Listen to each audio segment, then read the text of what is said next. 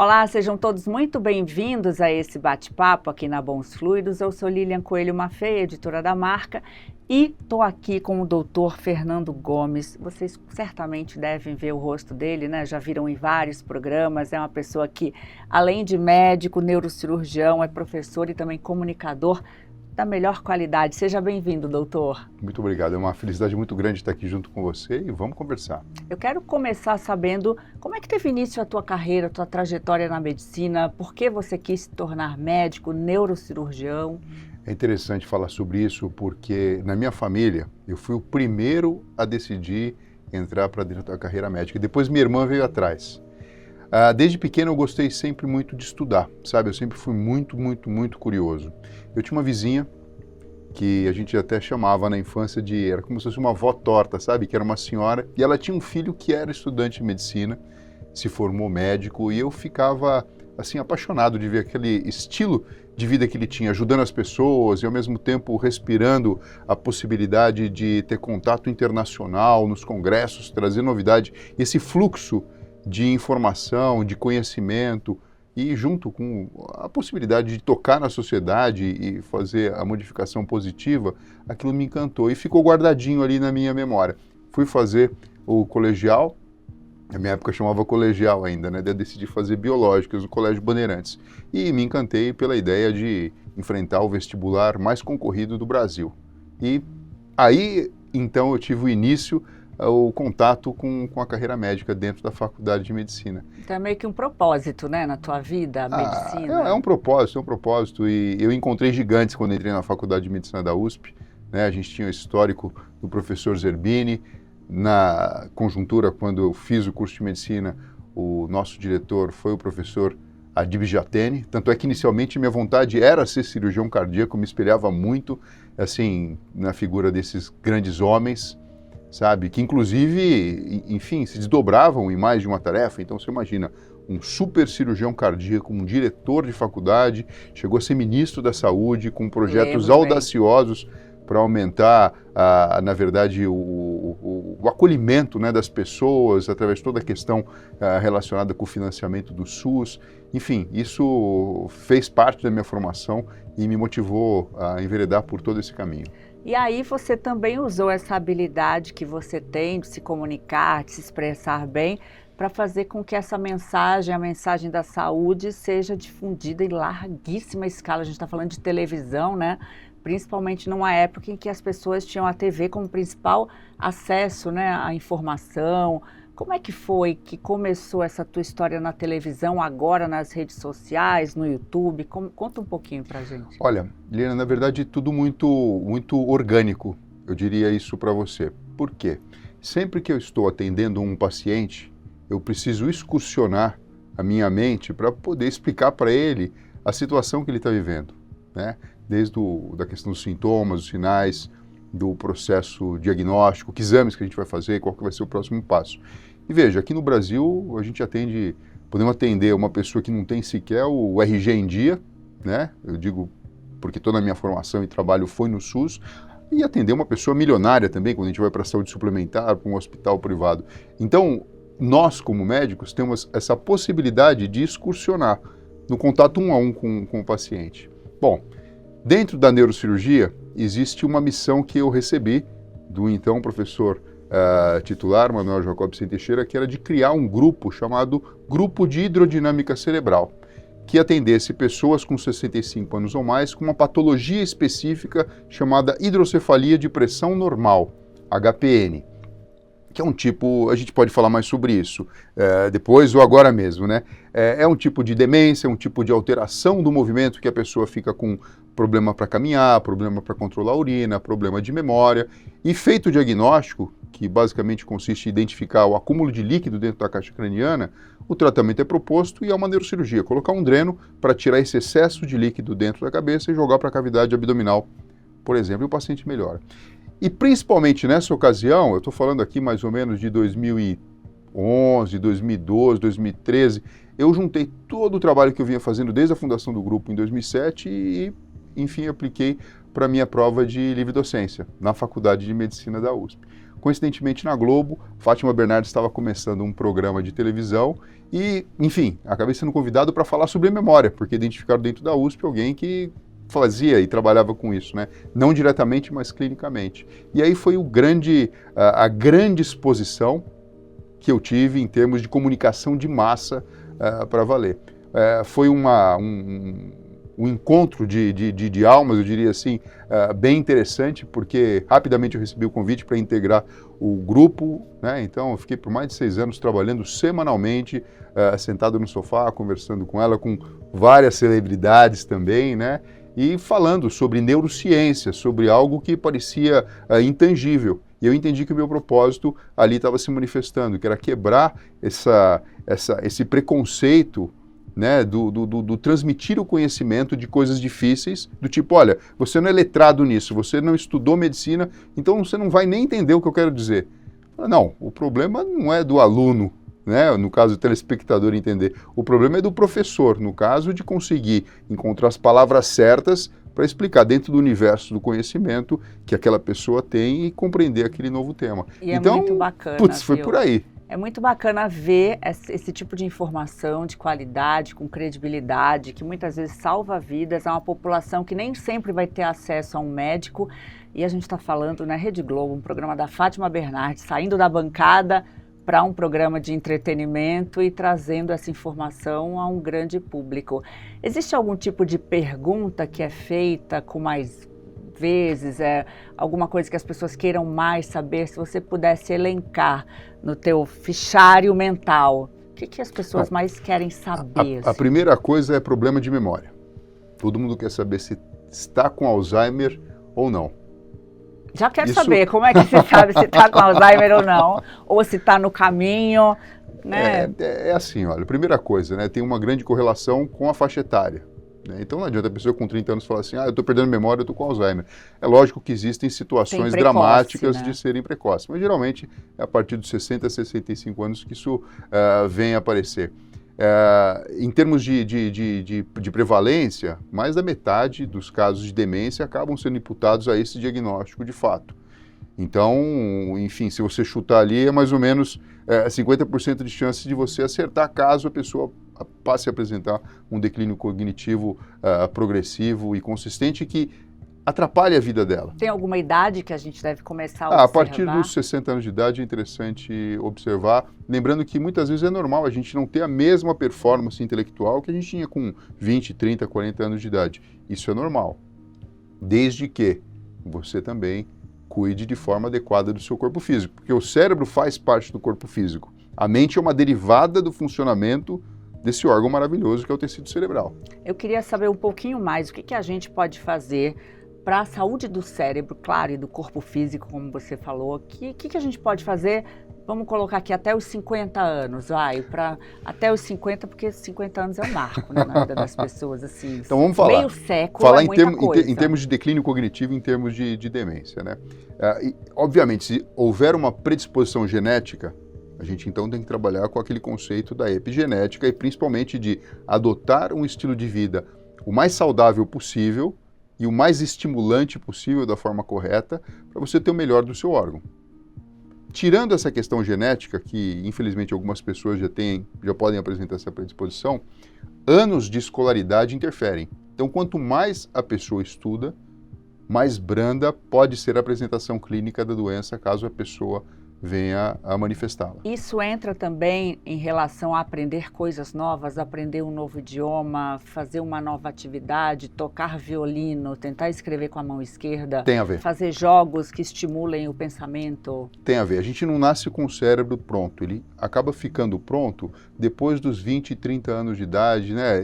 Todo mundo tenta achar um número, olha, o cérebro está pronto com 21 anos, com 24 anos. Na verdade, não tem bem esse conceito de pronto, porque a todo dia o cérebro está mudando, mas é mais pronunciado a gente perceber a infância e a adolescência como um momento de enriquecimento, que naturalmente acontece do ponto de vista biológico. Você vê, a criança nos primeiros meses de vida, a cabeça de fato cresce, porque existe um aumento volumétrico da quantidade de massa cerebral e de neurônios, não é à toa. Mas isso continua desenvolvendo e amadurecendo no decorrer do tempo. Então, naturalmente, algumas coisas já vão acontecer. Junto com isso, a sociedade já desenvolveu, e foi um trabalho de séculos, por exemplo, de todo o processo pedagógico que hoje é algo comum. Você fala em qualquer parte do mundo. Essa criança está na escola? Não é uma coisa nova ou um artigo de luxo a pessoa estar na escola, é uma necessidade. Tanto é que quando não está, a gente fica muito preocupado, né? Fala, puxa vida, essa região precisa melhorar, esse país precisa melhorar, porque é importante que junto com esse desenvolvimento biológico, que naturalmente acontece, você enriqueça ela de uma forma adequada. E a escola é o primeiro passo para a gente entender que isso pode acontecer, que todo mundo deve fazer, deve ter o direito de fazer, de estudar. Fora isso, seria o extracurricular, que é o que você falou, que é a curiosidade de você também sempre buscar coisa nova, aprender coisa nova. Porque o que acontece? Você enriquece os caminhos neurais cada vez que você se predispõe ou precisa aprender alguma coisa nova. Porque como o cérebro ele gasta muita energia para funcionar, esse processo de aprendizado é quase que uma resposta natural ao desafio. Imagina se toda vez que você sentar numa bicicleta, você teria que ter a mesma vivência da primeira pedalada. Ou seja, aquela questão de lidar com o equilíbrio, com a força motora na perna, enxergar ao mesmo tempo, saber para onde você vai. Seria extremamente desgastante para todo o corpo físico. E o truque biológico que existe é o cérebro começa a elencar os neurônios certos para serem acionados e outros não acionados para conseguir te entregar aquilo de uma forma automática. Estimula novas conexões? Novas conexões que fortalecem o seu funcionamento. Então você pode ficar 10 anos sem andar de bicicleta. Aprendeu? Se eu colocar uma bicicleta, você no começo pode achar engraçado, né? Porque faz muito tempo que não pedala, mas naturalmente você vai começar a pedalar e vai achar seu ponto de equilíbrio e acaba acontecendo. Isso transborda para outras áreas da vida também. Então nem tudo é um aprendizado consciente. Olha, quero aprender, vou lá, passo por um processo que muitas vezes é difícil, né? Que você tem que estudar para consolidar. Às vezes a coisa entra num processo natural, mas muitas vezes a gente entra numa zona de conforto. E eu estou falando de pessoas que são muito bem-sucedidas. Zona de conforto, eu digo o seguinte, você aprendeu o seu ofício e você faz o seu ofício muito bem. Fala, pronto, agora eu não preciso fazer mais nada. Estou tendo meu retorno financeiro, estou com a minha família estruturada. Aí está o erro, né? É o lê do engano, a gente precisa se lançar. Né? Outra pergunta que sempre me fazem e que tem a ver com esse tópico. Doutor Fernando, fazer palavra cruzada é bom para evitar o Alzheimer e ter memória? E a resposta é lógico, é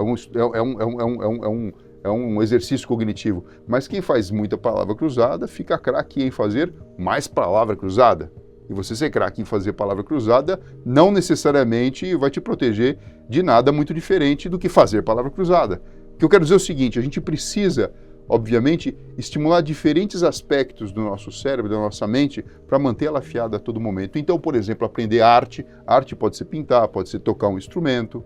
Se desafiar um pouquinho a cada dia, porque o que eu vejo hoje também, até na minha família, alguns idosos que, eu não sei mexer com celular não, e a gente acaba fazendo com que a pessoa queira aprender, contando com tudo isso, né? Porque às vezes depois aposenta, aí já não está com o dia a dia trabalhando, depois já não quer aprender mais nada. É o caminho para um declínio cognitivo. Exato. A gente tem que manter a nossa mente sempre ativa. Outros aspectos para evitar esse problema é ter uma vida saudável. Ou seja, atividade física, ela faz bem, ela deixa a gente bonito, mas mais do que mexer com o aparelho cardiovascular, ela estimula, inclusive, a formação de novos neurônios. Hoje a gente sabe disso. Ajuda a regular a parte emocional. Então, muitas pessoas que têm ansiedade, às vezes conseguem os melhores resultados com o tratamento, ansiedade, depressão e outros distúrbios neuropsiquiátricos, quando associam o tratamento, que vai ser a medicação, vai ser a psicoterapia, com atividade física regular de verdade. Então, ali um treino de força, um treino aeróbico, sabe, um alongamento, uma coisa diferente assim. O nosso corpo físico libera naturalmente substâncias dos músculos que vão influenciar no cérebro. Então, assim, não é luxo isso, é necessidade. Eu brinco, doutor, dizendo que quando eu tenho algum problema na vida, eu vou correr.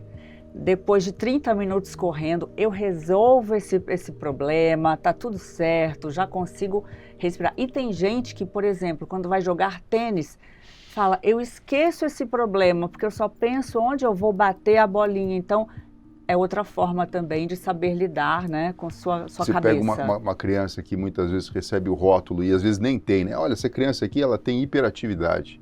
De repente, ou déficit de atenção. Aí toma remédio, ou vai para terapia. Nada contra o remédio, não, mas né? De repente, assim, por exemplo, o tênis é uma modalidade esportiva que ela na verdade, treina muito foco, porque não dá para a pessoa não prestar atenção na bolinha, não dá para, na verdade, prestar atenção na movimentação do corpo físico, do adversário, entende? Então, assim, é um jeito de treinar o cérebro funcionar de uma maneira que faz com que depois isso possa transbordar para as outras áreas da vida, como, por exemplo, você enriquecer seu vocabulário com palavra cruzada. O efeito colateral da palavra cruzada não é só você ser rápido e encaixar ele no quadradinho, é você enriquecer seu vocabulário, que muito bem pode ser enriquecido com o hábito da leitura tradicional, não a leitura superficial que os telefones celulares e computadores oferecem hoje em dia. Agora, e a alimentação, doutor? Sensacional Muita essa gente pergunta, fala, sensacional. O estômago é o segundo cérebro e tal, como é que é essa conexão? Gente, é mais do que isso. O aparelho digestivo, além de ser um segundo cérebro, e é dito isso porque existe todo um sistema nervoso que faz a coordenação e orquestra todo esse processo da absorção dos alimentos, da liberação de neurotransmissores, de hormônios, mas muito mais do que isso. Hoje nós sabemos que existe uma comunicação e esse eixo intestino-cérebro talvez seja até a raiz de problemas que ainda estão, obviamente, em pesquisa do que a gente está falando aqui, do Alzheimer, do Parkinson e outras doenças neurodegenerativas. Então, não é só o alimento que a gente come, é a questão da microbiota, que é como é a nossa flora intestinal, né? Então, você percebe que, assim, às vezes o cobertor parece um pouco curto. A gente vive mais porque temos antibióticos, né? Então, assim, ninguém morre hoje em dia de uma dor de garganta complicada, exceto se realmente não for tratado de forma adequada. Existe antibiótico para tratar, ou de uma pneumonia, ou alguma coisa assim. No passado não tinha.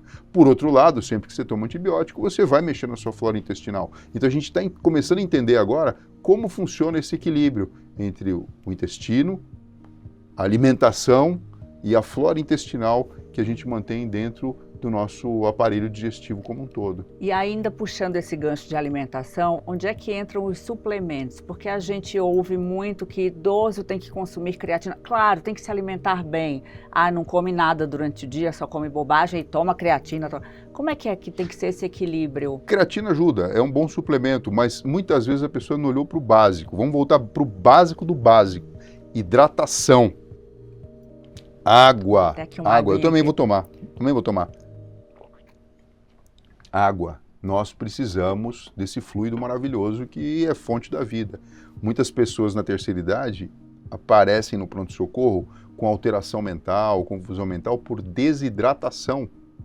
Ainda acontece isso, e às vezes pessoas esclarecidas. Tem ligação com derrame, a falta de água? Porque eu já pode, li uma matéria... Você pode deixar até o sangue mais espesso, né, por uma situação de desidratação aguda ou até mesmo crônica. Isso pode predispor, de repente a pessoa já tem uma placa de ateroma e forma um êmbolo e pode ter um problema. A matéria fala assim, que os idosos não tomam água à noite porque não querem levantar para ir ao banheiro na madrugada, e aí os derrames, né, acontecem de manhã, geralmente, porque fizeram uma ligação em relação à desidratação. É isso, né? Pois é, tem relação. Outra coisa, não consumir demais açúcar, não consumir demais o sal, porque o sal vai ter correlação com a hipertensão arterial, que é um problema também, pode danificar o cérebro a longo prazo. O açúcar, a questão metabólica do diabetes, principalmente, né? Trazendo como consequência aquela questão toda da gordura visceral, do índice de massa corpórea maior do que o normal, a inflamação do corpo físico e do cérebro. Então, a alimentação é um ponto importante. Você fala assim, mas qual que é a alimentação ideal, né? O brasileiro tem condição de ter uma alimentação muito saudável, desde que a gente, de fato, tire esses excessos, priorize os alimentos mais naturais, os alimentos orgânicos. Fruta também, comer fruta é bom. Mas se você comer muita fruta, isso também vai provocar um acúmulo, obviamente, e uma oferta maior do que o necessário de glicose, em última análise. Então, existe ali um caminho, e aí a gente tem a nutrição como uma cadeira importantíssima a ser levada em consideração, que eu acredito que todo mundo, pelo menos uma vez na vida, tem que ter passado ou passar com um nutricionista para aprender algumas coisas que, naturalmente, a gente é seduzido de outra maneira pelo mundo que a gente vive, né? Porque, veja, a vida acaba sendo um grande balé, né? Porque é lógico que o paladar é importante e aí a gente transborda para a questão da vida de relação, né? A gente vai almoçar junto, vai jantar junto e a comida tem que ser gostosa.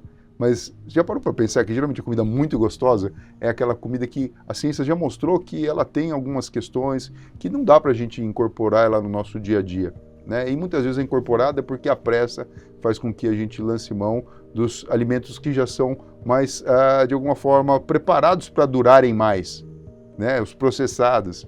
Então isso é um problema, né? A gente tem que prestar atenção. E um terceiro ponto depois da alimentação, e esse eu acho que é o ponto fundamental. Conforme os anos vão passando, a gente percebe que tem algumas coisas que parece que a população já entendeu e já ficou assim meio consolidado, né? Eu digo assim, há 2 décadas atrás a gente vivia a década do coração. Então, Cooper, por exemplo, lançou o conceito de vamos fazer Cooper. Ninguém mais fala Cooper, né? Mas é o nome de uma pessoa, de um médico que entendeu que se você trabalha o seu aparelho cardiovascular, isso é uma coisa importante. Mas hoje em dia a gente sabe que é legal malhar, é legal ir na academia, né? Tem essa... Todo mundo já entendeu. Mas o que eu queria chamar a atenção aqui é o sono. Pessoal, é importante dormir. Dormir não é desligar o cérebro. É um momento em que o cérebro continua funcionando, até para você poder ter uma boa memória, para você regular suas emoções, estruturar os seus pensamentos, ter energia para criar coisas novas. Então dormir é fundamental. E dormir sem remédio, tá? Aquela melatoninazinha não conta. É assim, será que você precisa disso? Será que você não está, na verdade, negligenciando um pouco o jeito de que a gente é seduzido a viver e, de repente, tenta num suplemento fazer uso de algo que você, de fato, não precisaria? Tem algumas ações não que não tenha o seu papel, né? Algumas ações desliga anteriores. o celular, desliga a TV, escurece o quarto, tenta não tomar café depois das 5 da tarde. Tem uma série de... É higiene do sono, é bem isso sono. mesmo. Que não é difícil quando a gente fala no papel. No dia a dia a gente sabe que é complicado, né? A realidade é outra, né? As pessoas só assistiam televisão, agora elas só assistem celular. Só que esse bendito vai com a gente do lado da cama da gente. Enfim, você bota para carregar perto, vai que alguém liga. Eu, como médico, às vezes a gente recebe ligações. Mas existem artifícios que você pode lançar mão, né? Deixa o celular ligado, ok, mas deixa ele do outro lado da sua cama, do seu quarto, do outro lado da cama, não pertinho, né? Então... Agora, doutor, para a gente encerrar, toda vez que a gente fala na Bons Fluidos alguma coisa de zonas azuis, quem consegue viver até os 100 anos, acho que muitas das dicas o senhor já passou aqui em relação a sono, alimentação, mas existe algum pulo do gato que a gente ainda não sabe ou que a gente precisa entender? Existe. Acho que o mais importante, a gente sabe, é quase que intuitivo, mas eu queria colocar isso como um ponto muito importante que a ciência já provou. A socialização. A socialização. Não dá para ficar sozinho achando que tudo vai ficar maravilhoso. É super importante a vida de relação, o relacionamento interpessoal. É ali onde você troca experiências, onde você pode, de repente, desabafar, é ali onde você pode, na verdade, de repente, ouvir uma coisa nova que está acontecendo. E geralmente a gente tem aquela tendência, com o passar dos anos, né, a gente já sabe, isso aqui eu não vou gostar muito, então não vou. Tem esse evento social, sempre é a mesma coisa, eu tenho dificuldade para andar, eu não escuto direito, não vai ser legal. Não, vai, gente, participa. É muito importante, é muito importante. Gosta de jogar carta? Cria o seu timinho ali de pessoas que jogam carta, por exemplo, sabe? Olha, eu vou te falar uma coisa. Recentemente eu conversei com uma paciente de bastante idade, né? E ela me falou uma coisa que eu fiquei muito feliz de escutar. Ela sempre teve o hábito de viajar com um grupo de amigos, né? E ela passou por uma situação muito difícil, muito feliz e muito difícil ao mesmo tempo, né? Você imagina, a pessoa com mais de 60 anos de casada, de repente fica viúva, né? Nesse aspecto a gente sabe, né? O cérebro feminino, ele é mais forte do que o masculino para segurar esse baque, porque, veja, é um momento que você já não está tão bem fisicamente como jovem, mas você lembra, e você perde um ente querido que é quase como perder uma parte do corpo.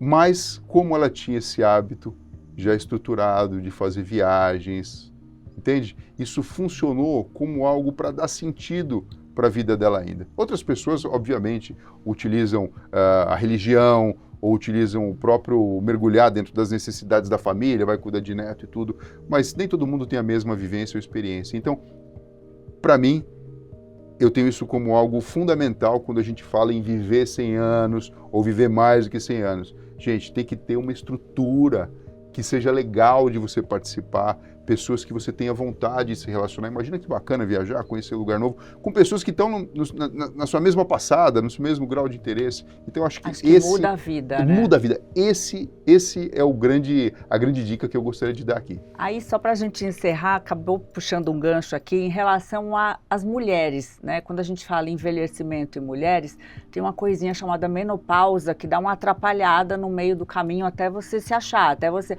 Eu não passei por isso, eu não sei o que é. é. Mentira, mas tem muitas amigas que passaram. Como é que é para a mulher envelhecer? É diferente, né? Não, é diferente.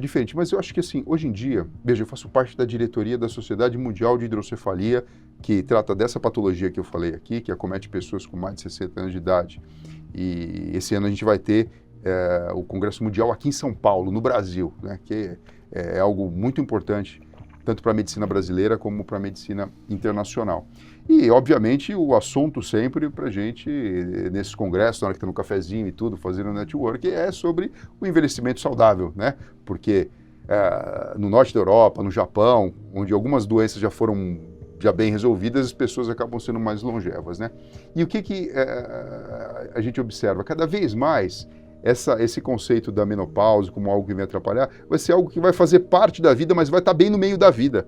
Então, da mesma forma que existe todo, vamos falar assim, da novidade da menina entrar, né, ter a menarca, a primeira menstruação, ficar mocinha e ter contato com um mundo novo, ela vai passar uma jornada da vida dela e em determinado momento esse período vai acabar, vai ter aquela turbulência hormonal, da mesma forma, né, eu digo em termos de impacto que o corpo teve quando tudo se iniciou, e isso vai entrar dentro de um período de normalidade. Que antes não se falava, né, nisso. Conceitualmente. E a partir do momento que a gente começa a falar, não, normal, vai passar por isso. Olha aqui, é esperado que fisicamente algumas coisas aconteçam e sejam um pouquinho mais exuberantes e talvez chatas, mas a medicina já tem recursos para lidar com isso, do ponto de vista mental, do ponto de vista emocional. Isso, a partir do momento que não é uma novidade, né? Todo mundo fala, puxa, deve ser isso? Será que é isso mesmo? Bom, é isso.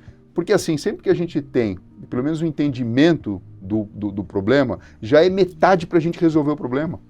Então, nossa, o que está acontecendo comigo? Né? Exato. Então vai ser uma coisa que eu acredito que nas próximas décadas vai ser normalizada, né? E assim, a medicina ela corre para justamente abrandar isso e, sobretudo, explicar, porque ninguém precisa sofrer desnecessariamente. Isso é uma coisa natural e um efeito colateral bom, né, pensando na longevidade. Depois que ajusta tudo, gente, a caminhada é bem tranquila, tá? No começo a gente toma Mas é uma turbulência, susto, né? Mas depois, olha, ajusta, é um céu de brigadeiro.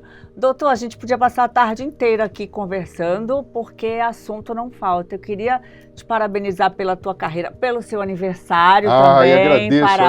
Agradeço. Né? A gente está falando aí de longevidade, muitos anos de vida e que continue sendo inspiração para muita gente. Obrigada pela sua presença. Eu estou muito feliz. Você me permite dar só Claro. uma mensagem? Nesse ano que passou, eu aprendi uma coisa e eu queria transmitir isso para as pessoas. Por favor. Porque eu acho que assim, é uma coisa muito interessante, né? Acho que eu já passei a metade da minha vida, né? Estou fazendo 51, né? Entendendo aí que a gente sempre deseja chegar com 100 anos. É o seguinte, se você fica o dia inteiro com uma pessoa muito rica, no final do dia, a sua conta bancária, ela não vai estar maior. Se você fica com uma pessoa linda, maravilhosa, no final do dia você não vai estar mais bonito também. Mas se você fica perto de uma pessoa que tem bons fluidos, que tem alto astral, que traz uma energia boa, você volta para casa com aquela sensação gostosa de mais felicidade. É isso que tem a ver essa questão do relacionamento, da sociabilidade e dessa importância tão grande que é essa coisa de troca de energias e de bons fluidos. Maravilha, doutor. Muito obrigada, viu? E volte mais vezes. Com certeza. Obrigado. Obrigada também a você que nos acompanhou. Até a próxima.